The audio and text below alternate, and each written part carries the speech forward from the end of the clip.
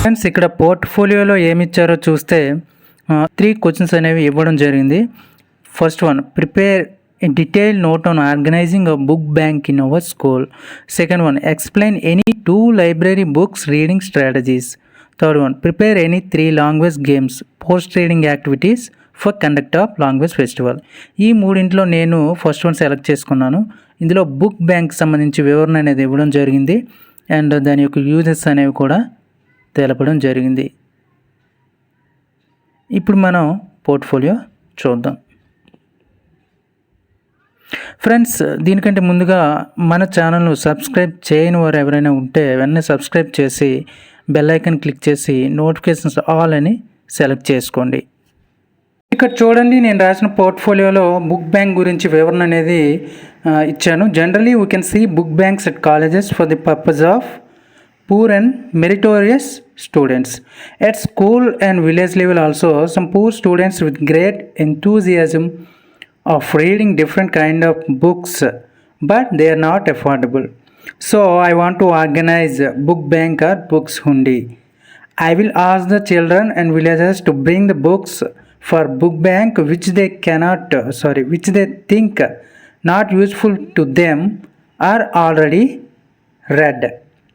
We can collect many books and store them in book bank. Children in our school or outside the school are with great enthusiasm of reading different kind of books at primary level. So children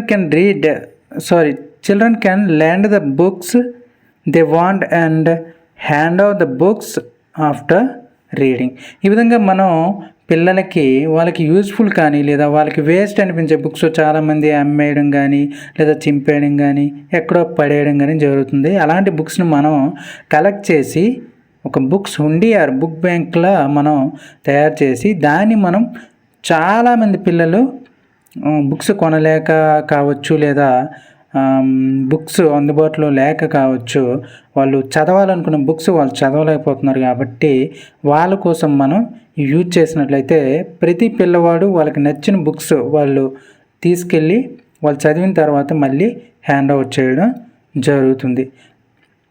దీనివల్ల uses ఏంటండి? They can improve they knowledge. వాళ్ళ knowledge కేవలం text బుక్స్కే పరిమితం కాకుండా different kind of books అనేవి primary లెవెల్లో అది కూడా చదవడం జరుగుతుంది. టెక్స్ట్ బుక్స్ ఎలాగో మనకి ఫ్రీగా వస్తాయి కాబట్టి వాటిని ఎలా చదువుతారు. వాళ్ళు చదవలేని బుక్స్ మనం కలెక్ట్ చేసి ఇచ్చినట్లయితే వాళ్ళ నాలెడ్జ్ అనేది ఇంప్రూవ్ అవుతుంది. వాళ్ళ క్రియేటివ్ థింకింగ్ అనేది పెరుగుతుంది. They are very much interested to read different kind of books. వాళ్ళు కొత్త బుక్స్ వాళ్ళకి అందివ్వడం ద్వారా వాళ్ళు చాలా ఉత్సుకత ఆసక్తి అనేది పెరుగుతుంది. They are very helpful and useful for students of school and villages. ఈ స్కూల్లో పిల్లలకే కాకుండా విలేజెస్ కూడా ఎవరైనా చదవాలనుకుంటే వాళ్ళకి మనం అందివ్వడం ద్వారా విలేజ్లో కూడా మనం చాలా వరకు వాళ్ళ యొక్క డ్రీమ్స్ లేదా వాళ్ళ యొక్క బుక్స్ చదవాలనే కోరికను మనం ఫుల్ఫిల్ చేసినట్లు అవుతుంది. Thank you friends, thanks for watching. This is the portfolio of 2 pages simply.